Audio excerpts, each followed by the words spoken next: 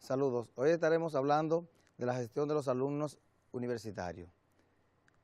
Para hablar de los alumnos universitarios, primero tenemos que saber la cantidad y la calidad de la educación, los cuales son los elementos que diferencian distintos sectores de la sociedad, marginando y excluyendo a un importante número de sujetos.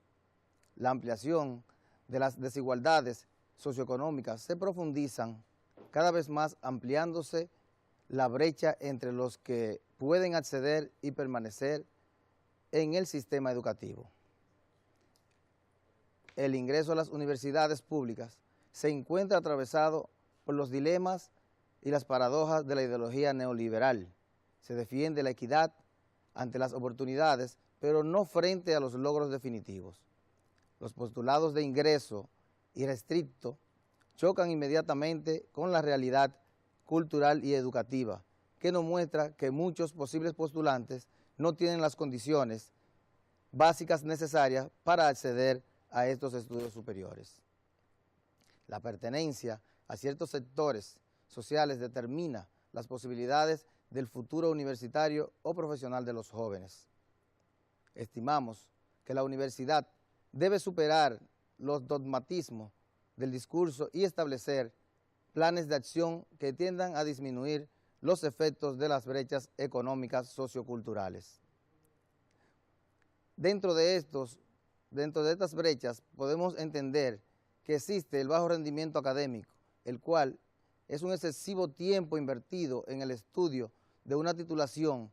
El abandono de los estudios son problemas comunes a todos los países de nuestro entorno cultural.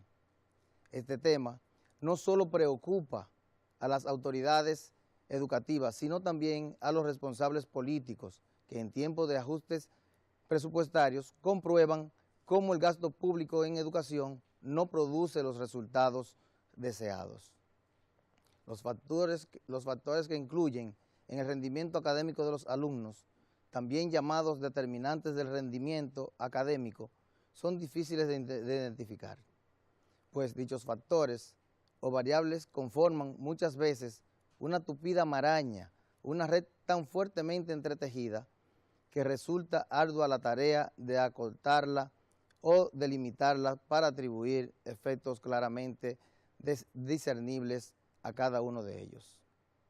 En términos generales, sería interesante diferenciar 5 tipos de variables dentro de estas.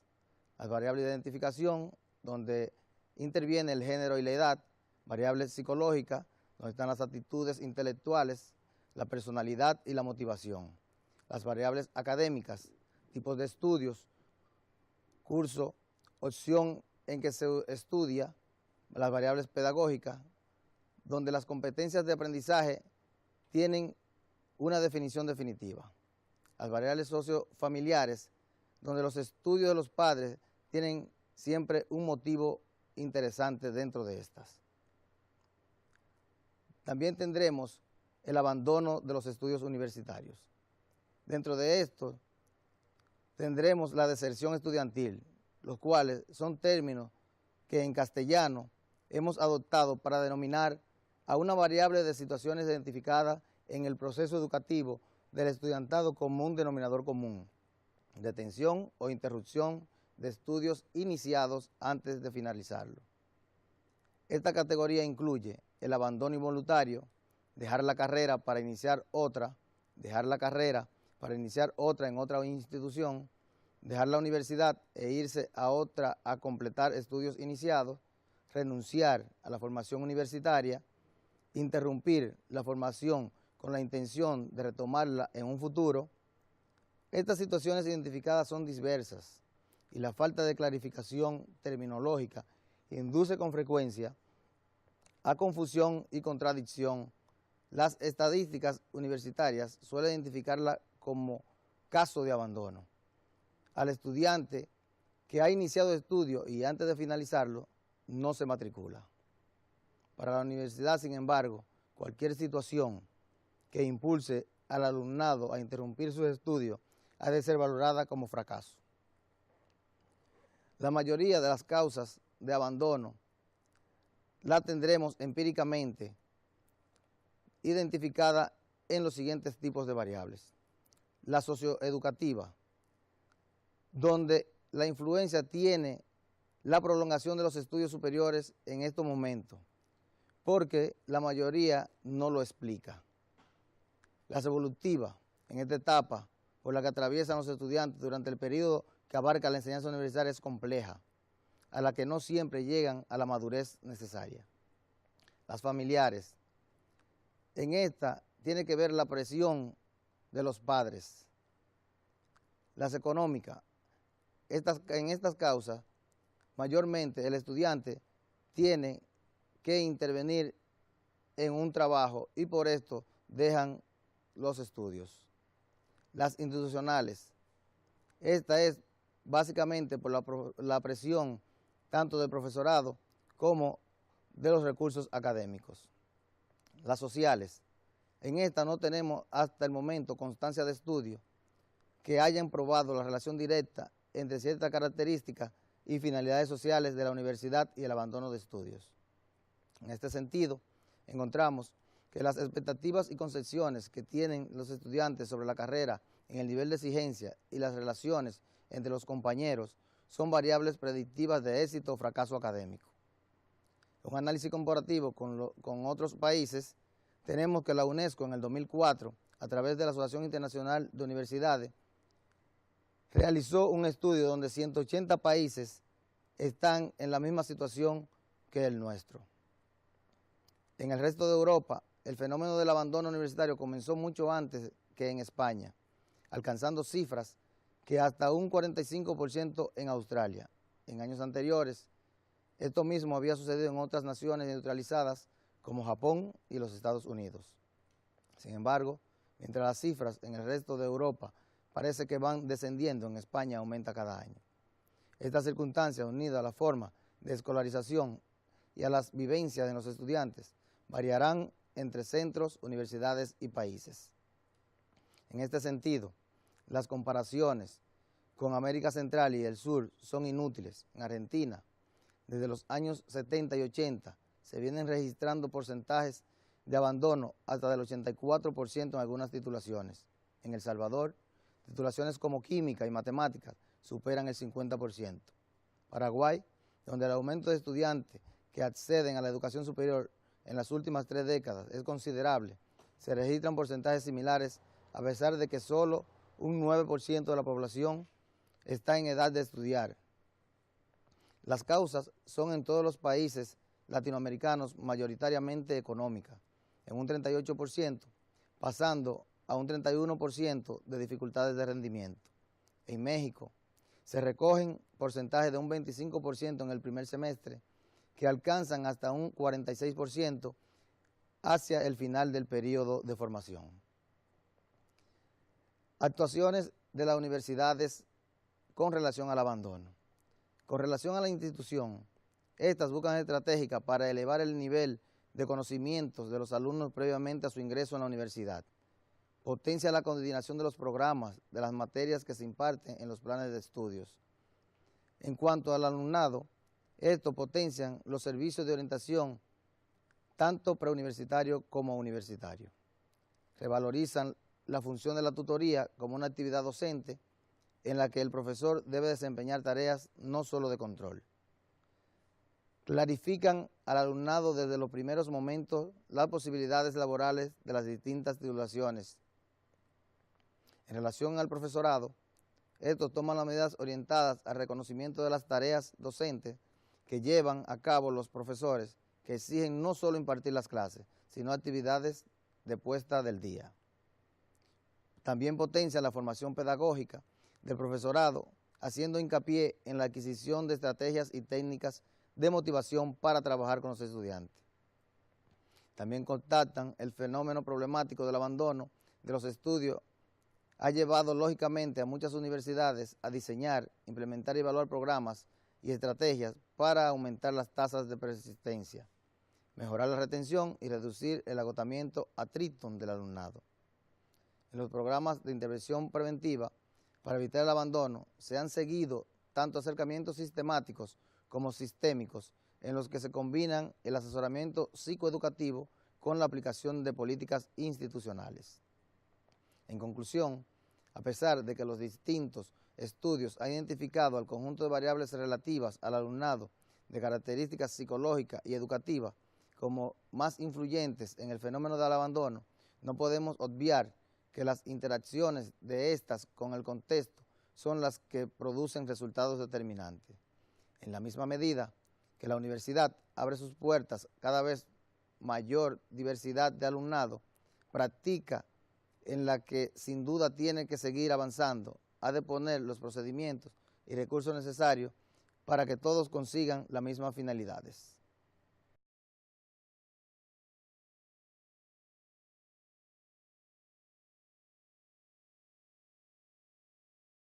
Un saludo afectuoso desde aquí, desde la República Dominicana, de parte de Pablo Valdés, a toda esa grandiosa comunidad internacional MIGU. En este momento estamos en la disposición de comunicarnos a través de este medio con esa grandiosa comunidad para hablarle de un tema sumamente importante en cualquier tipo de organización. Nos referimos al clima laboral. ¿Qué es el clima laboral? No es más que el ambiente dentro de la organización que describe los atributos en el comportamiento personal y el nivel de conformidad de los miembros de toda organización.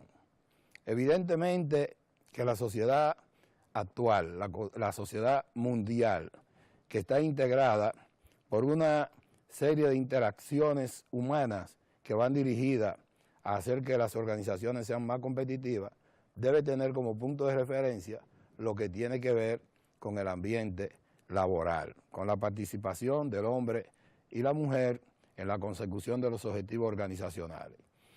Evidentemente que para poder lograr que una organización pueda ser competitiva en su entorno, tiene que tomar en consideración la operatividad personal de cada uno de los integrantes de dicha organización. De manera que toda organización que tiene un criterio de competitividad deberá tener muy pendiente lo que tiene que ver con el entorno físico en que interactúa la gente para poder agregar valor a la organización. El entorno de las organizaciones que tienen un criterio actualmente de competitividad tiene mucho que ver con la estructura organizacional como aporte al clima laboral en que se van a interactuar los componentes humanos que traerán como consecuencia lo que tiene que ver con una organización que a través del tiempo pueda ser competitiva, una organización que tenga bien claro cuál es su objetivo de desarrollo dentro de cualquier comunidad. De manera que toda organización que quiera competir en el mercado nacional e internacional tendrá que tomar en consideración una estructuración organizacional que traiga como consecuencia un clima que vaya a tono con lo que persigue la gente en la organización. Un elemento básico de competitividad cuando hablamos de un clima laboral es la comunicación en el ambiente laboral. ¿Qué significa esto? Evidentemente que ya en las organizaciones modernas no hay secreto de Estado. Ya tiene que haber un empoderamiento de información, tiene que haber una definición clara de cómo la empresa debe comunicarse con un sistema operacional de comunicación que le permita a la gente interactuar y estar empoderado de cada una de las variables que la empresa utiliza en su nivel de desarrollo. En tal sentido, las organizaciones en la actualidad están indefectiblemente obligadas a importantizar a la gente y empoderarla de información, tomando en consideración la diferencia que tiene que haber en lo que es la información y la comunicación. Ver la comunicación como un sistema circular donde para poderla tomar como referencia en los objetivos de la organización hay que importantizar el receptor de la comunicación y ver la información como una metodología recta que lo que hace es que lleva la información hacia el receptor.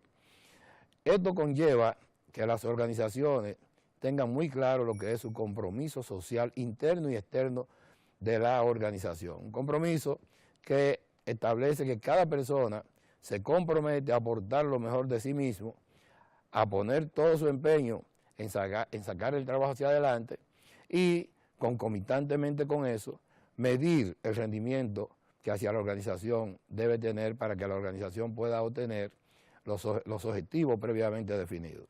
En tal sentido, se establece que para poder lograr que la gente se comprometa con la organización en la búsqueda de los objetivos, necesariamente tiene que haber un componente informativo y una definición clara del entorno en que la gente interactúa en la búsqueda de los objetivos organizacionales. De manera que debemos tener bien claro que ese sistema de información debe ser propiedad de la acción de cada uno de los participantes organizacionales.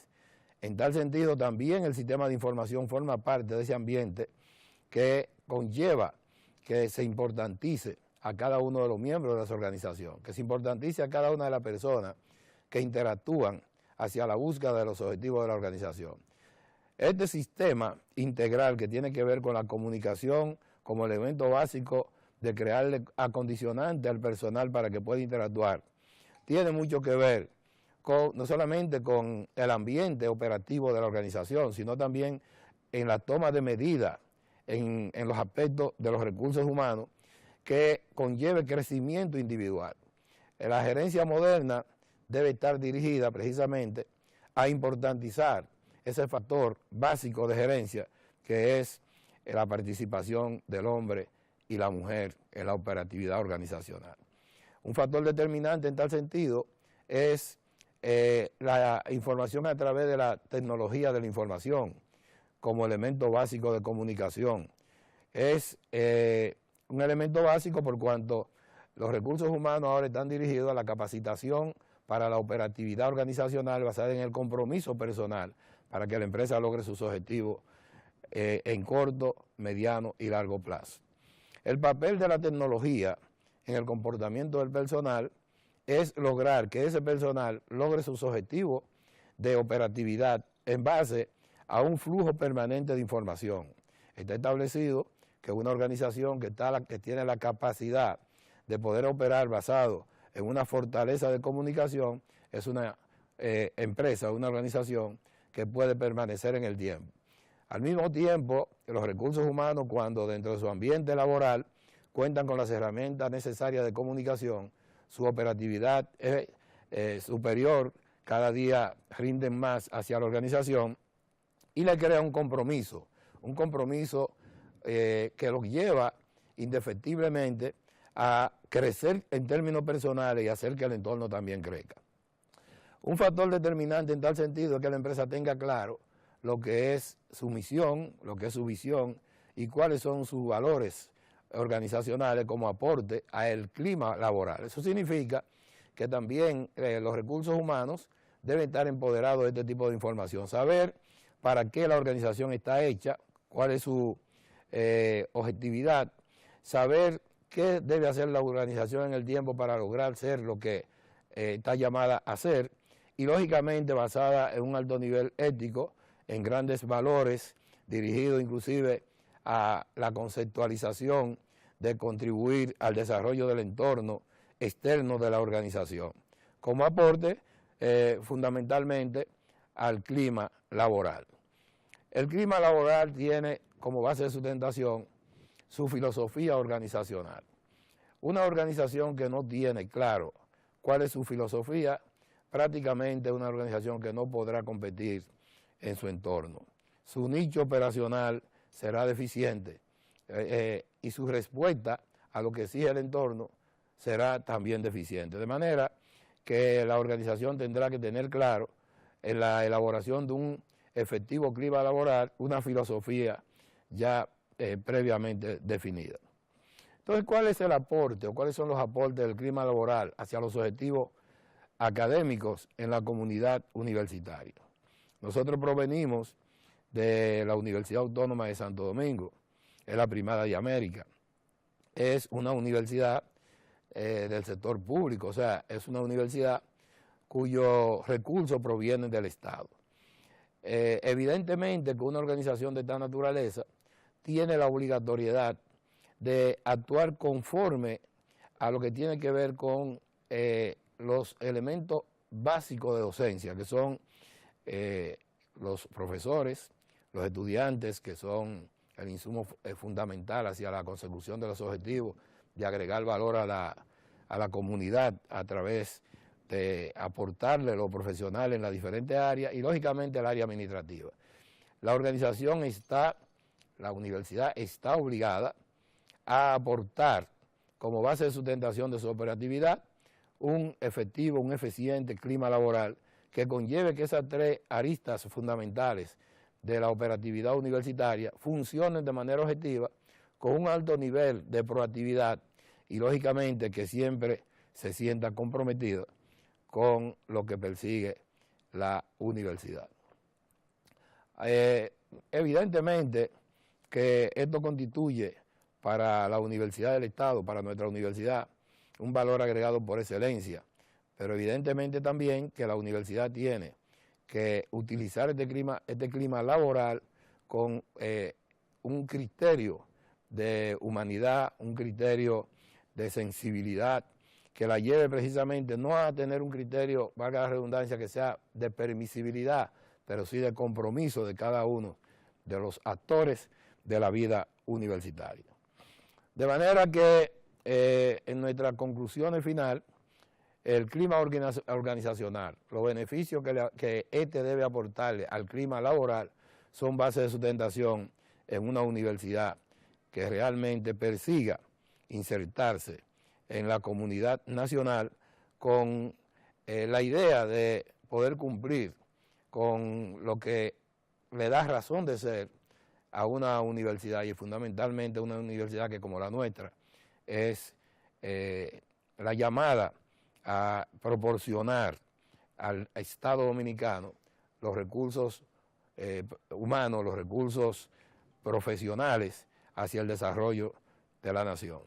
En conclusión, las organizaciones que tienen claro las estrategias de competición por excelencia en el mercado global de las oportunidades, valoran la actuación humana y en consecuencia le dan grandes oportunidades a los seres humanos. Esa recomposición organizacional ha repercutido en la necesidad de comprender que se compite con dos conceptualizaciones básicas. En primer lugar, dar al cliente el mejor producto en un alto nivel de aceptabilidad. Y, en segundo lugar, lograr un servicio focalizado, un servicio realmente basado en un liderazgo en costo que permita que satisfaga la necesidad de conocimiento, la necesidad de quienes consumen el servicio, pero al mismo tiempo que le permita a la gente estar en capacidad de poder adquirir el servicio. Toda esta integración gerencial conlleva que el personal se sienta comprometido con la organización, conlleva que el personal se sienta comprometido, motivado, por el cual toda empresa deberá competir en base a una preocupación de compromiso de todos los miembros que la componen. Llámese la creación de un clima laboral que comprometa integralmente a cada uno de los empleados de la organización.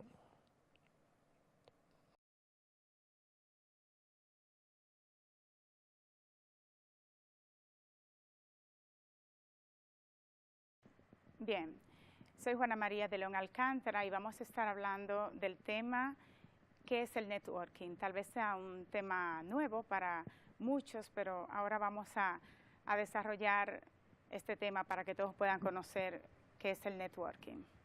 Vamos a comenzar definiendo. Podemos decir que el networking es una gestión inteligente de los contactos. Es una pieza esencial en el bagaje cultural de cualquier profesional que aspire a un alto grado de competitividad que lo diferencie claramente de los demás. Hoy más que nunca, en el difícil entorno en que vivimos, el networking tiene una importancia decisiva. Si la gestionamos correctamente, podrá ser nuestro salvavidas en cualquier situación. Networking significa trabajar la red social o red de contactos. es necesario comprender el poder de las redes en las que estamos integrados y utilizarlas para alcanzar nuevos objetivos personales y profesionales. Una red social es una estructura social compuesta por individuos y organizaciones que están interconectadas de diversas maneras y que comparten valores, ideales, flujos financieros, amistades, sentimientos amorosos, lazos familiares, entre otros. Es decir, todo tipo de intercambios. Cuenta un escritor sobre el tema que algunas veces habla con sus amigos, intenta sensibilizarlos de la necesidad de trabajar sus redes sociales. En un momento determinado, estas personas quieren cambiar de empleo o se quedan sin el mismo, empiezan a acercarse al networking como si fuese una actividad transitoria, esperando milagros, pero después de unos días o meses van a ser los primeros en decir que no tienen resultados. El networking es una actividad que va mucho más allá de la búsqueda de empleo. Nos valora como profesionales, abre horizontes y nos da acceso a oportunidades extraordinarias. El networking es una actividad continua, algún tiempo diariamente, ya que las oportunidades no tienen fecha marcada, aparecen simplemente delante de quien está preparado para verlas.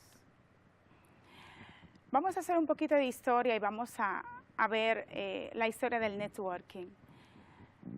Multinivel, marketing relacional, trabajo en red, redes de mercadeo o redes de negocios. El networking recibe muchos nombres y todos ellos expresan lo mismo en realidad.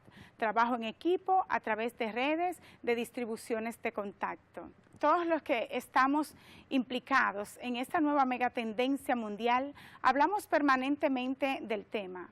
Sin embargo, la inmensa mayoría piensa que esto es una moda que llegó antes de ayer. Por ejemplo, en 1906 surge la industria Avon, en 1939 también fue fundada Nutrilite, en 1945 Tupperware, en 1959 los productos Amway salieron al mercado y en 1980 los productos Herbalife. Todas esas empresas o industrias utilizaron el networking a través del uso de sus redes de contactos para llegar y mantenerse donde están hoy día. Afirman los expertos, y es obvio, que el networking es un negocio en expansión. A pesar de la crisis mundial, es el sector donde están surgiendo más millonarios en todo el mundo y las principales revistas especializadas lo reconocen como el negocio del siglo. Hoy día la credibilidad en la publicidad está muy baja. Sin embargo, la credibilidad inducida por la recomendación de productos o servicios a través de contactos conocidos tiene un mayor porcentaje. Tal vez este fue el punto clave del crecimiento de esas empresas a través del networking. ¿Cómo hacer networking y su uso? El networking es algo que hacemos diariamente en una forma natural, pero sin objetivos claros, lo cual lo convierte en una actividad sin grandes resultados. Por eso es necesario establecer objetivos para que sea posible definir las acciones más correctas. ¿Qué objetivos puede tener el networking? Básicamente, hay 4 grandes objetivos de las actividades de networking. Buscar oportunidades de negocios, buscar relaciones de amistad e incluso amorosas, búsqueda de empleo, acceso a nuevos conocimientos. Hacer negocios ha sido desde siempre la aplicación más popular del networking. La idea de estar a conocer que yo ofrezco un determinado producto o servicio y a través de la red dicho mensaje llegará hasta los potenciales clientes usuarios. La gente usa el networking para hacer crecer los negocios, acceder a más conocimientos, tener más oportunidades de crecimiento económico, intelectual y personal, aumentar su red de contactos. También se usa para facilitar ciertos procesos. El punto común de todas estas respuestas es expansión, tanto profesional como personal. Arquímedes enunció el principio del apalancamiento, en el cual, con un menor esfuerzo, es posible obtener mejores resultados. claro que para esto es necesario tener dos elementos. Primero, una palanca, que en este caso es el networking, y segundo, un punto de apoyo, las redes en las que estamos integrados. Así, cuando hablamos de networking, estamos hablando de apalancamiento social, algo que podrá ser responsable de nuestros futuros éxitos personales y profesionales. El networking nos permite ampliar las oportunidades de tener contactos con aquellas personas que en algún momento van a determinar qué pasos hay que seguir en un escenario determinado. Networking no es una forma de vender ni de comprar como tal, sino una forma de sembrar a mediano y a largo plazo. A través de esta herramienta establecemos vínculos con las personas, intercambiamos tarjetas, planes y demás. Se va estableciendo una relación de confianza y se intercambian ideas que en un momento determinado se echa mano de ellas. El networking es una actividad permanente. Asistir a un congreso, un evento masivo, un foro, un desayuno, una comida, una reunión familiar, una reunión de amigos. En cada uno de estos eventos se establecen diferentes tipos de contactos para diferentes actividades. Importancia y ventajas del networking. El networking ahorra tiempo y dinero para establecer relaciones. No hay límites ni fronteras, no hay límites culturales. Se mantiene el contacto con viejos amigos y excompañeros de escuela, de la universidad y del trabajo. Tenemos un perfil social de nuestros contactos a nuestro alcance. A través del networking, los profesionales se perfilan como empresarios más que como empleados. A través de los grupos sociales y las redes de negocios del mismo, los nuevos profesionales evalúan las posibilidades de convertirse en empresarios y a su vez ejercer su carrera por esta misma vía, ofreciendo asesorías, consultorías, coaching, venta de productos y servicios y otros tipos de negocios.